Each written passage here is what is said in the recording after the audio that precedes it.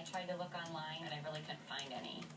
Hey guys, I'm going to teach you how to make any room colder, because it's burning hell in here. And I had to figure out how to make it colder, because it's too hot outside and we already have the windows open. The air conditioner doesn't work. You know why? Because the pipes might freeze. Because it's still winter, but it's 90 degrees out. So me and my roommate were dying of heat exhaustion. As you can tell, look at him. Look at him. He's tired. He's dying. Okay. Well, after years and years of trying to figure it out, I found out how to make a makeshift air conditioner. So I'm going to share my secrets with you. Here we go. Let's walk over to the room where it's held. Dun dun dun dun dun dun. Okay. Here it is. Dun dun dun dun dun dun dun. It's the bathroom. Okay.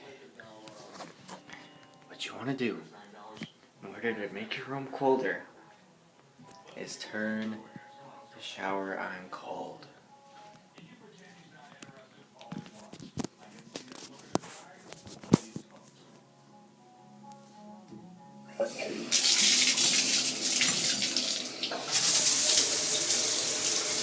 As you see, the water is coming out. Cold water is coming out. Now, you may be asking yourself, well, why are you just wasting water? Well, the truth is, we're not wasting water. It's based on simple physics.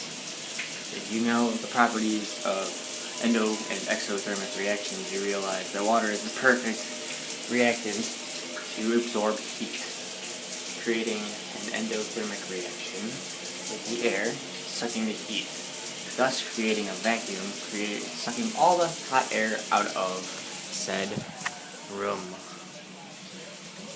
It is a very simple concept, and it's very nice to make the room colder. But to make it very cold, so it's in the 60 range, not the 100 range, you have to have the final piece. Kyle, will you introduce the final piece? What's the final? Oh, the mini fan. Where is it? Down.